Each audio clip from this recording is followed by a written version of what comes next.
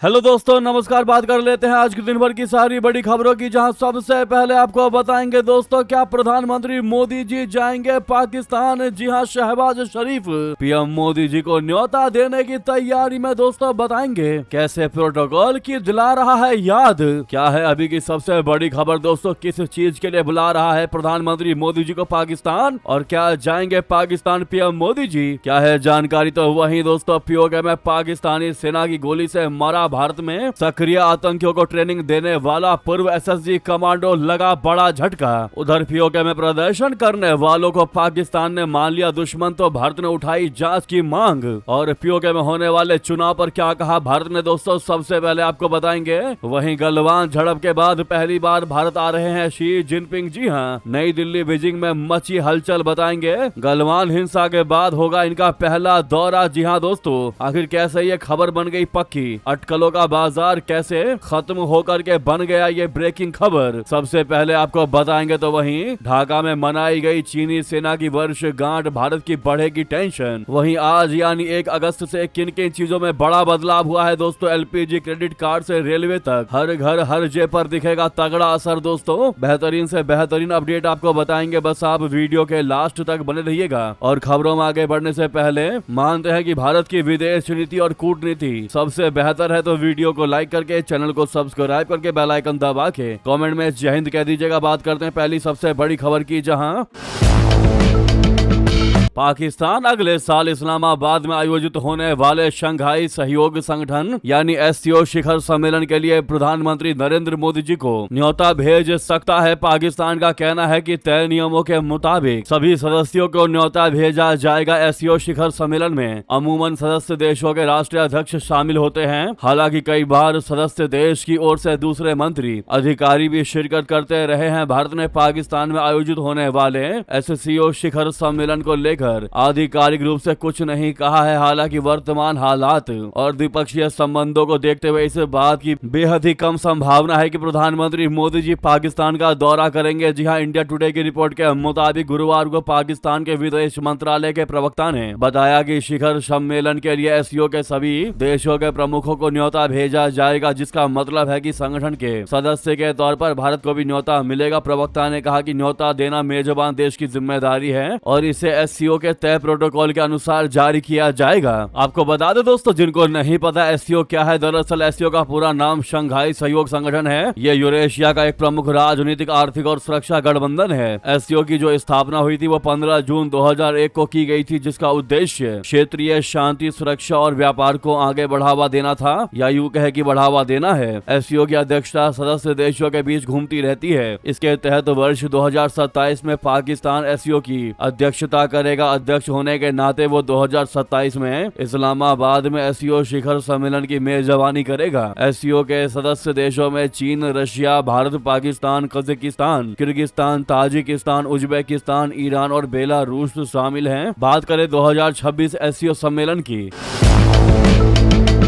तो 2026 में शंघाई सहयोग संगठन एससीओ की अध्यक्षता किर्गिस्तान के पास है। इस कारण वो बिश्केक में इस साल सितंबर में एससीओ शिखर सम्मेलन का आयोजन कर रहा है। इस सम्मेलन में लगभग सभी सदस्य देशों के राष्ट्रीय अध्यक्षों के शामिल होने की उम्मीद है। हालांकि अभी तक सदस्य देशों ने इसमें शामिल होने को लेकर औपचारिक ऐलान नहीं किया है। माना यह जा रहा है कि प्रधानमंत्री नरेंद्र मोदी जी भी इस शिखर सम्मेलन में शामिल हो सकते हैं। एससीओ शिखर सम्मेलन 2025 का आयोजन चीन के तियानजिन में किया गया था। इस सम्मेलन में शामिल होने के लिए प्रधानमंत्री नरेंद्र मोदी जी भी चीन के तियानजिन पहुंचे थे। इसमें रूसी राष्ट्रपति व्लादिमीर पुतिन, ईरानी राष्ट्रपति मसूद पेजेश्कियान, बेलारूसी राष्ट्रपति अलेक्जेंडर लुकाशेंको, पाकिस्तान के प्रधानमंत्री शहबाज शरीफ और कजाकिस्तान, किर्गिस्तान, ताजिकिस्तान और उज्बेकिस्तान नेता शामिल हुए थे। जी हाँ दोस्तों, अब ऐसे में ये सबसे बड़ा सवाल खड़ा हो रहा है कि क्या प्रधानमंत्री मोदी जी पाकिस्तान के द्वारा बुलाए जाने पर क्या पाकिस्तान की यात्रा पर जाएंगे, इस सम्मेलन में वहाँ शामिल होंगे। फिलहाल आपको बता दें जो अभी की स्थिति है, जहां पर भारत ने कह रखा है कि हम पाकिस्तान से बात या फिर पाकिस्तान के रास्ते तभी खुलेंगे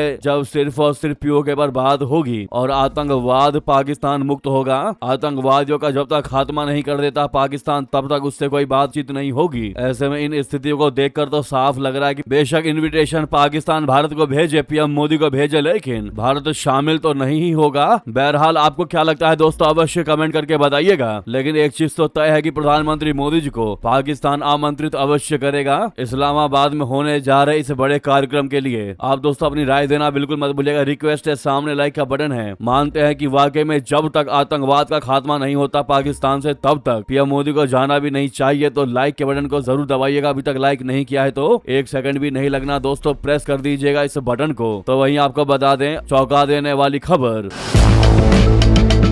पीओके में पाकिस्तानी सेना की गोली से मरा भारत में सक्रिय आतंकियों को ट्रेनिंग देने वाला पूर्व एसएसजी कमांडो दोस्तों फारूक खान उर्फ कमांडर फारूक सुधन की पीओके में प्रदर्शन के दौरान पाकिस्तानी रेंजर्स की गोलीबारी की चपेट में आने से मौत हो गई है। वो पहले पाकिस्तान के स्पेशल सर्विसेज ग्रुप एसएसजी के रिटायर्ड कमांडो और मिलिट्री एसेट था, लेकिन अब वो पाकिस्तान के कब्जे वाले जम्मू कश्मीर में पाकिस्तान सरकार के खिलाफ चल रहे प्रदर्शन का समर्थन कर रहा था। फारूक खान हिजबुल मुजाहिदीन कहें या फिर हरकत उल जिहाद अल इस्लामी हुजी का पूर्व आतंकी कमांडर था और बाद में वो पीओजेके में जम्मू कश्मीर लिबरेशन फ्रंट बोले तो JKLF का नेता बन गया था। उसकी परसों रात करीब 10 बजे मौत हो गई है। 27 जुलाई को मुजफ्फराबाद मार्च के दौरान पाकिस्तानी रेंजर्स की फायरिंग में वो घायल हो गया था। पहले वो भारत में आने वाले आतंकियों को ट्रेनिंग दिया करता था। दोस्तों फारूक खान पीओजेके के पलंदरी का रहने वाला था। रिटायर होने से पहले वो 1960 से 1988 तक पाकिस्तानी सेना के स्पेशल सर्विस ग्रुप एसएसजी में कमांडो था। रिटायरमेंट के बाद वो यासीन मलिक के नेतृत्व वाले Jammu Kashmir liberation front JKLF में शामिल हो गया और भारत के खिलाफ ऑपरेशन के लिए आतंकियों को ट्रेनिंग देने लगा। 1990 के दशक में JKLF के अलावा वो आतंकी संगठनों हिजबुल मुजाहिदीन और हरकत उल जिहाद अल इस्लामी हुजी से भी जुड़ा था। वो हिजबुल मुजाहिदीन के खालिद बिन वलीद ट्रेनिंग कैंप को चलाया करता था। दोस्तों आपको बता दें कि शहीद चौक पर जब पाकिस्तानी सेना ने अंधाधुंध गोलीबारी चलाई, उसके बाद पहले तो वहां पर उस जगह पर उसको गोली लगी और वो बुरी तरीके से घायल हो गया और कुछ समय बाद उसकी मौत हो गई। जी हाँ दोस्तों, ऐसे में आतंकवाद परस्त आतंकवादियों को पालने वाला पाकिस्तान में रह रहे इस आतंकवादी ने ये नहीं सोचा होगा कि उसकी मौत पाकिस्तानी सेना के गोलियों से ही हो जाएगी। ऐसे में ये बहुत बड़ा झटका है दोस्तों इन ग्रुप को। तो वहीं आपको बता दें पीओके में प्रदर्शन करने वालों को पाकिस्तान ने मान लिया दुश्मन, भारत ने उठाई जांच की मांग। जी हां, पाकिस्तान अधिकृत कश्मीर यानी पीओके में पिछले कुछ दिनों से जाक के नेतृत्व में प्रदर्शन जारी है। संगठन ने अब पूरे पाकिस्तान में विरोध को विस्तार देने की बात कही है। इस पूरे मामले पर भारत की नजर बनी हुई है। विदेश मंत्रालय की साप्ताहिक ब्रीफिंग के दौरान रणधीर जायसवाल जी ने कहा कि पीओके के लोग अपनी हक की आवाज उठा रहे हैं। MEA की ओर से बताया गया कि पूरे मामले पर बारीकी से नजर रखी जा रही है। दरअसल पीओके में लोग शहबाज सरकार और सेना प्रमुख आसिम मुनीर के खिलाफ प्रदर्शन कर रहे हैं। प्रदर्शन कर रहे लोगों को पाकिस्तान के रक्षा मंत्री ने दुश्मन करार दिया। पाकिस्तानी रक्षा मंत्री के इस बयान को भारत ने निंदनीय बताया। रणधीर जायसवाल जी ने कहा कि पाकिस्तान ने निर्दोष लोगों को अपना दुश्मन मान लिया है। पीओके के लोगों ने अपनी आवाज उठाई है। बता दें कि पीओके समेत पूरा जम्मू कश्मीर भारत का अभिन्न अंग है। जी हाँ दोस्तों, विदेश मंत्रालय के प्रवक्ता रणधीर जायसवाल जी ने कहा कि जैसा कि हम सभी जानते हैं कि पाकिस्तान के कब्जे वाले जम्मू कश्मीर में पाकिस्तानी प्रशासन शांतिपूर्ण नागरिकों के खिलाफ बेरहमी से बल प्रयोग कर रहा है। इस कार्रवाई में 40 से ज्यादा बेगुनाह लोगों की दुखद मौत हुई है और कई लोग गंभीर रूप से घायल हुए हैं। पाकिस्तान के कब्जे वाले जम्मू कश्मीर के बेगुनाह लोगों के प्रति प्रशासन की पूरी बेरुखी तब साफ हो गई जब उसके रक्षा मंत्री ने विरोध कर रहे नागरिकों को दुश्मन करार दिया। उन्होंने आगे कहा कि राजनीतिक मामलों में प्रधानमंत्री के विशेष सहायक ने खुले तौर पर माना कि जिन मुजाहिदीन को पाकिस्तानी प्रशासन ने ट्रेनिंग दी, फंडिंग की, हथियार दिए और भारत भेजा, उन्होंने अब अपनी बंदूकें अपने ही देश की ओर मोड़ ली है और वे राज्य के खिलाफ हथियार उठा चुके हैं। पीसी को संबोधित करते हुए रणधीर जायसवाल जी ने एक बार फिर स्पष्ट किया कि हमारा रुख बिल्कुल साफ है कि जम्मू कश्मीर का पूरा इलाका यानी जम्मू कश्मीर और लद्दाख के केंद्र शासित प्रदेश भारत का अभिन्न और अटूट हिस्सा है। ये इलाके भारत का हिस्सा थे, हैं और हमेशा रहेंगे। हम अपने सभी सहयोगियों और संबंधित पक्षों से अपील करते हैं कि वे इस इलाके के लिए सही नाम का इस्तेमाल करें जैसा कि हम इसे समझते हैं। वहीं पाकिस्तान अधिकृत कश्मीर यानी पीओके में पाकिस्तान की ओर से किए जा रहे कथित चुनावों को सिरे से खारिज किया। विदेश मंत्रालय ने कहा कि पाकिस्तान पीओजेके में लोकतांत्रिक अधिकारों को कुचल रहा है और तथा कथित चुनावों का कोई औचित्य या वैधता है ही नहीं। अपनी नाकामी को छुपाने के लिए जबरन चुनाव करवा रहा है। तो वहीं आपको बता दें सबसे बड़ी अभी की चौंका देने वाली खबर, गलवान झड़प के बाद पहली बार भारत आ रहे हैं शी जिनपिंग। नई दिल्ली बीजिंग में हलचल। जी हां, ब्रिक्स समिट में शामिल होने भारत आ सकते हैं चीनी राष्ट्रपति जिनपिंग। गलवान हिंसा के बाद होने वाला है उनका यह पहला दौरा। दोस्तों, चीनी राष्ट्रपति शी जिनपिंग के सितंबर में होने वाले ब्रिक्स शिखर सम्मेलन में शामिल होने के लिए भारत आने की संभावना है। दोस्तों, 2020 में गलवान घाटी में हुई झड़प के बाद से ये उनकी पहली भारत यात्रा होगी। इस झड़प ने दोनों देशों के रिश्तों को दशकों के सबसे निचले स्तर पर पहुंचा दिया था। नई दिल्ली में होने वाले ब्रिक्स सम्मेलन में भाग लेने के लिए जिनपिंग 12-13 सितंबर को भारत दौरे पर आ सकते हैं। बता दें कि लद्दाख सीमा पर तनाव के बाद सालों तक चले सैन्य गतिरोध के बाद भारत चीन रिश्तों के धीरे धीरे सामान्य होने की दिशा में ये एक अहम पड़ाव होगा। शी जिनपिंग साल 2013 से कम्युनिस्ट देश के राष्ट्रपति हैं और अब तक वो 3 बार भारत आ चुके हैं। अधिकारियों के मुताबिक शी जिनपिंग ने निमंत्रण स्वीकार कर लिया है दोस्तों, और ब्रिक्स की अध्यक्षता के लिए भारत को अपना समर्थन भी जता दिया है। इस शिखर सम्मेलन में ब्रिक्स के विस्तारित समूह के नेताओं के एक साथ आने की उम्मीद है, जिनमें रशिया के राष्ट्रपति व्लादिमीर पुतिन और ईरान के राष्ट्रपति मसूद पेजेश्कियान शामिल हैं। जानकारों का कहना है कि यह बैठक ऐसे समय में हो रही है जब जियोपॉलिटिकल अनिश्चितता बढ़ रही है। इसमें ट्रेड टेंशन, वेस्ट एशिया में टकराव और उभरती हुई अर्थव्यवस्थाओं की ओर से ब्रिक्स के जरिए सहयोग मजबूत करने की कोशिशें शामिल हैं। उम्मीद है कि इस समिट से भारत और चीन को अनसुलझे बॉर्डर मामलों को मैनेज करते हुए डिप्लोमेटिक बातचीत जारी रखने का मौका मिलेगा। अगर पुष्टि हो जाती है तो शी जिनपिंग का दौरा गलवान के बाद बिगड़े रिश्तों के बाद दोनों पड़ोसियों के बीच सबसे अहम डिप्लोमेटिक बातचीत में से एक होगा और आपसी रिश्तों में और सुधार के संकेतों पर करीबी से नजर रखी जाएगी। जी हाँ दोस्तों, तो वहीं आपको बता दें,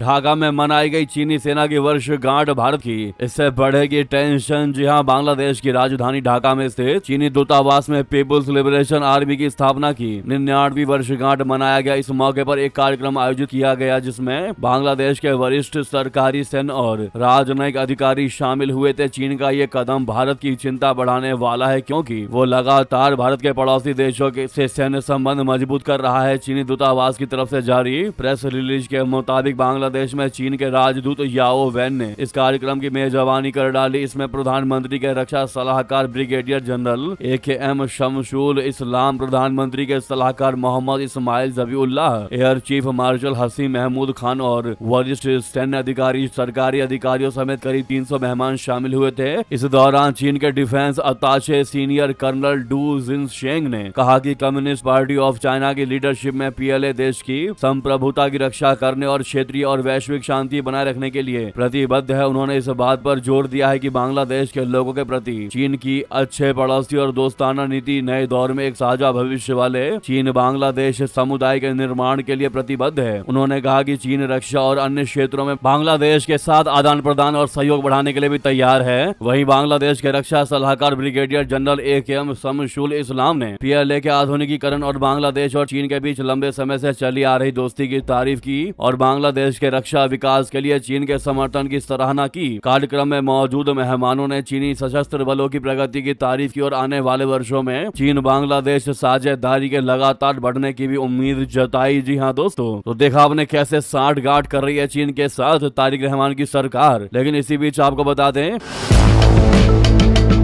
बांग्लादेश ये कहता भी दिखाई दिया है कि चीन से रिश्ते मजबूत लेकिन भारत भी हमारे लिए अहम है। आखिर किसने ये बात कही? जैसा कि हमने आपको जानकारी बताया कि चीन के साथ लगातार नजदीकियां बढ़ रही है बांग्लादेश की, यहाँ तक कि ढाका में चीनी सेना की वर्षगांठ भी मनाई गई। अब इसी बीच बांग्लादेश ने भारत और अमेरिका के साथ अपने संबंधों को लेकर स्थिति क्लियर कर दी है। बांग्लादेश के विदेश मामलों के सलाहकार डॉक्टर खलीलुर रहमान ने कहा है कि किसी एक देश के साथ रिश्ते मजबूत होने का मतलब ये नहीं है कि दूसरे देश के साथ संबंध कमजोर हो रहा है। उन्होंने कहा कि बांग्लादेश अपनी विदेश नीति में सभी देशों के साथ राष्ट्रीय हितों को प्राथमिकता देता है। डॉक्टर रहमान का यह बयान ऐसे समय में आया है जब दक्षिण और मध्य एशिया के लिए अमेरिकी विशेष दूत सर्जियो गौर 3 दिन के दौरे पर बांग्लादेश पहुंचे हैं। उनकी यात्रा ऐसे वक्त हो रही है जब चीन बांग्लादेश में अपने आर्थिक और रणनीतिक निवेश को तेजी से बढ़ा रहा है। दोस्तों, मीडिया से बात करते हुए डॉक्टर खलीलुर रहमान ने कहा कि हम किसी भी एक देश के साथ संबंध मजबूत करने के लिए दूसरे देश के साथ अपने रिश्तों को नुकसान नहीं पहुंचाएंगे। हम हर देश के साथ अपने राष्ट्रीय हितों को सुरक्षित रखते हुए आगे बढ़ेंगे। जी हाँ, इस पर आपका क्या कहना है? क्या आपकी राय होगी दोस्तों? अवश्य कमेंट करके बताइएगा। वहीं आपको बता दें,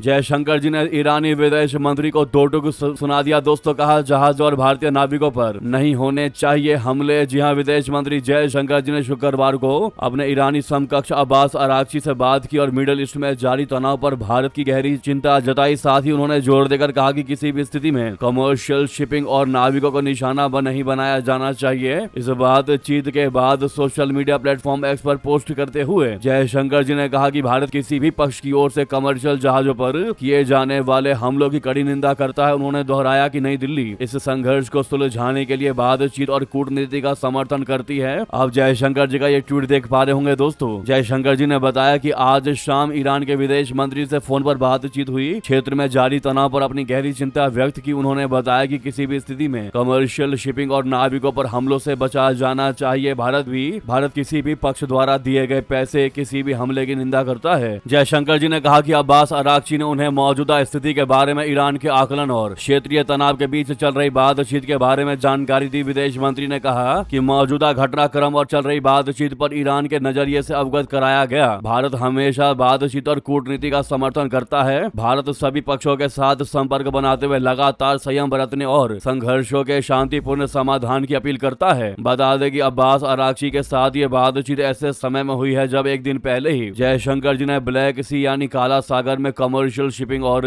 भारतीय नाविकों पर हमलों को लेकर यूक्रेन के विदेश मंत्री आंद्री सिबिहा के सामने ऐसी ही चिंता जताई थी। तो वहीं आपको बता दें दोस्तों,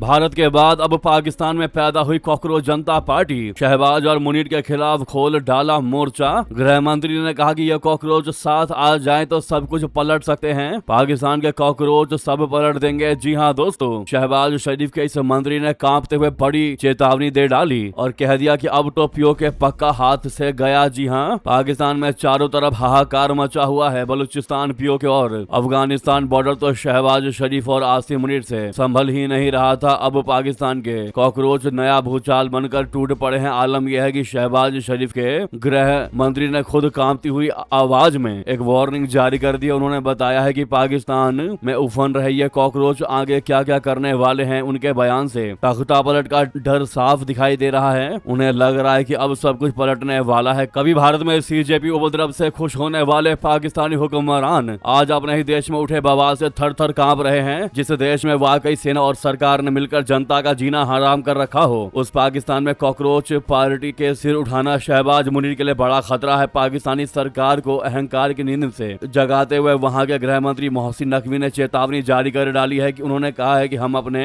युवाओं की अपेक्षाएं पूरी नहीं कर पा रहे हैं, चाहे उन्हें युवा कहें या कॉकरोच। अगर ये सब एकजुट हो गए तो सब कुछ पलट सकते हैं। दोस्तों, पाकिस्तान में भ्रष्टाचार, बदहाल अर्थव्यवस्था और लचर शासन व्यवस्था के खिलाफ एक नया आंदोलन तेजी से पनप रहा है, जिसे नाम दिया गया है कॉकरोच पार्टी पाकिस्तान। सुनने में यह नाम भले ही थोड़ा अजीब या मजाकिया लगे, लेकिन पाकिस्तान के भ्रष्ट नेताओं और माफियाओं के लिए ये किसी बुरे सपने से कम नहीं साबित हो रहा है। दोस्तों, वहीं आपको बता दें, जम्मू कश्मीर के कुलगाम में आतंकियों ने 2 गैर कश्मीरी मजदूरों को मारी गोली। एक की हो गई मौके पर ही मौत। जी हां, जम्मू कश्मीर के दक्षिण कश्मीर स्थित कुलगाम जिले के कैलाम इलाके में शुक्रवार शाम को आतंकियों ने 2 गैर कश्मीरी मजदूरों पर फायरिंग कर दी। इस हमले में एक मजदूर की मौत हो गई जबकि दूसरा गंभीर रूप से घायल हो गया। अधिकारियों के मुताबिक आतंकियों ने कैलाम इलाके में 2 गैर स्थानीय लोगों को निशाना बनाया। फायरिंग के तुरंत बाद दोनों घायलों को इलाज के लिए नजदीकी अस्पताल ले जाया गया। इस हमले की जिम्मेदारी लश्कर तैयबा के सहयोगी संगठन द रेजिस्टेंस फ्रंट यानी टीआरएफ ने ली है। इस हमले में 24 वर्षीय दीपक रात्रे पुत्र उमा शंकर रात्रे निवासी छत्तीसगढ़ को डॉक्टरों ने मृत घोषित कर दिया है। वहीं 28 वर्षीय भूपिंदर पुत्र दशरथ निवासी छत्तीसगढ़ गंभीर रूप से घायल है। उन्हें बेहतर इलाज के लिए सीएमसी अनंतनाग रेफर किया गया है। जानकारी के मुताबिक यह हमला रात करीब 8:30 बजे हुआ। इस दौरान 3 से 4 राउंड फायरिंग की आवाजें सुनाई दी गई। घटना के बाद सुरक्षा बलों ने पूरे इलाके की घेराबंदी कर दी है और हमलावर आतंकियों की तलाश के लिए सर्च ऑपरेशन शुरू कर दिया है। जम्मू कश्मीर के उपराज्यपाल मनोज सिन्हा ने हमले की कड़ी निंदा की है। उन्होंने सोशल मीडिया प्लेटफॉर्म एक्स पर बताया कि इस घटना के बाद उन्होंने डीजीपी नलिन प्रभात और सीनियर सुरक्षा अधिकारियों से बात की है। उपराज्यपाल ने सुरक्षा बलों को आतंकियों के खिलाफ अभियान तेज करने और उन्हें जल्द से जल्द मार गिराने के निर्देश दिए गए हैं। दोस्तों, इतना ही नहीं, वहीं आपको बता दें, दुश्मन तुर्की को F-35 जेट देने पर अड़े ट्रंप तो भारत की राह पर इजराइल खुद बनाएगा स्टील्थ लड़ाकू विमान। जी हां, इजराइल ने खुद का स्टील्थ लड़ाकू विमान बनाने का फैसला कर लिया है। इसका मकसद अमेरिकी हथियारों से निर्भरता घटाना है। इजराइल के प्रधानमंत्री बेंजामिन नेतन्याहू ने पिछले महीने एक कार्यक्रम में कहा था कि भारत के आत्मनिर्भरता अभियान से सीख लेकर इजराइल को भी अपने हथियार खुद बनाने होंगे। और अब इजराइल के एक सीनियर अधिकारी ने कहा कि इजराइल अमेरिकी मदद पर अपनी निर्भरता कम करना चाहता है और अगले 10 सालों में अपने खुद के स्टील्थ फाइटर एयरक्राफ्ट और बिना पायलट वाले कॉम्बैट एयरक्राफ्ट बनाने की योजना बना रहा है। उन्होंने कहा कि मैं इजराइल को अपने खुद के स्टील्थ फाइटर एयरक्राफ्ट बनाते हुए देख सकता हूं। अगर ऐसा लगता है कि एक दिन दूसरे देश इन सिस्टम्स की सप्लाई बंद कर सकते हैं तो हमें इन्हें खुद बनाना शुरू कर देना चाहिए। इसका लक्ष्य अगले 10 साल है। वॉशिंगटन में पत्रकारों से बात करते हुए सीनियर अधिकारी ने कहा कि स्टील्थ फाइटर एयरक्राफ्ट के साथ साथ इजराइल बिना पायलट वाले कॉम्बैट एयरक्राफ्ट भी विकसित करने की योजना बना रहा है। जी हाँ दोस्तों,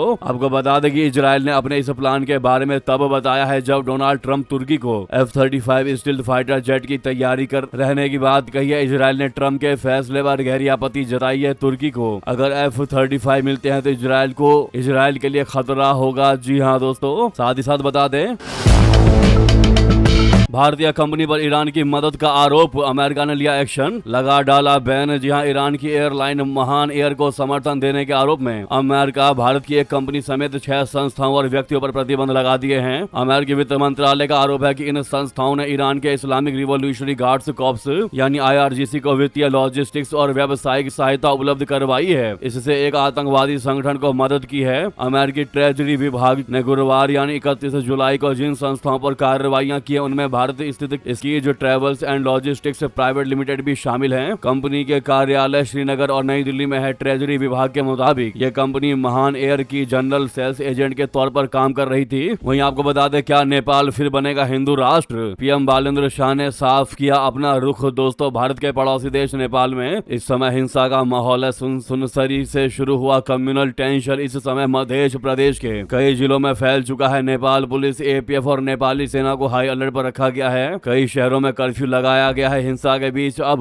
नेपाल के प्रधानमंत्री बालेंद्र शाह का बड़ा बयान सामने आया है। उन्होंने स्पष्ट कर दिया है कि उनकी सरकार ना तो हिंदू राष्ट्र को दोबारा स्थापित करने के पक्ष में है और ना ही राजशाही की वापसी का समर्थन करती है। बालेंद्र शाह का कहना है कि हिंदू राष्ट्र की बहाली के साथ राजशाही का मुद्दा भी जुड़ जाता है। इसीलिए वर्तमान परिस्थितियों में यह उचित सरकार फेडरल व्यवस्था के प्रति पूरी तरह प्रतिबद्ध है और अपने कार्यकाल में इस व्यवस्था को मजबूत करने का संकल्प निभाएगी। बैठक में मौजूद जनता समाजवादी पार्टी के महासचिव राम कुमार शर्मा के मुताबिक प्रधानमंत्री ने कहा है कि हम हिंदू राष्ट्र बनाने की दिशा में नहीं है। तराई या मधेश में हिंदू राष्ट्र की मांग का अलग संदर्भ है, जबकि पहाड़ में इसका अलग अर्थ है। हिंदू राष्ट्र आने पर राजशाही भी उससे जुड़ जाती है, इसीलिए हम इसके पक्ष में नहीं है। इससे सीधे संघीय व्यवस्था कमजोर हो जाएंगी। जी हाँ दोस्तों,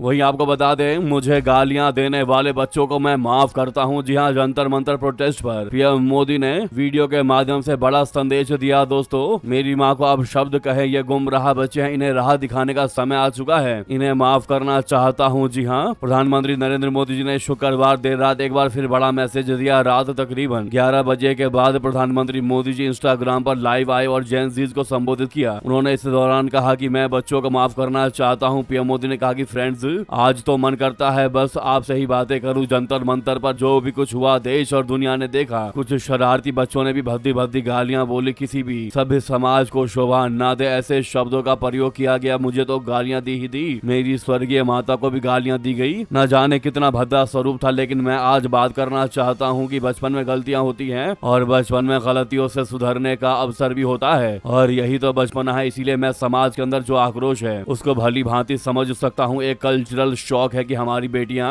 इस प्रकार की भाषा कैसे बोल सकती हैं। ये गुमराह है, इनको राह दिखाना पड़ेगा। बड़ी बातें कही हैं दोस्तों प्रधानमंत्री नरेंद्र मोदी जी ने। क्या है इस मुद्दे पर आपकी राय अवश्य कमेंट करके बताइएगा। रिक्वेस्ट है दोस्तों, जहां पर भी आपका ग्रुप हो व्हाट्सएप, फेसबुक, एक्स पर वीडियो को शेयर करना मत भूलिएगा और साथ में वीडियो को लाइक करके चैनल को सब्सक्राइब करके बेल आइकन दबा के कमेंट में जय हिंद कहिएगा। मिलते हैं अगली बड़ी खबर में। यहाँ तक बने रहने के लिए आप सभी का बहुत बहुत धन्यवाद, बहुत बहुत आभार। जय हिंद, जय भारत।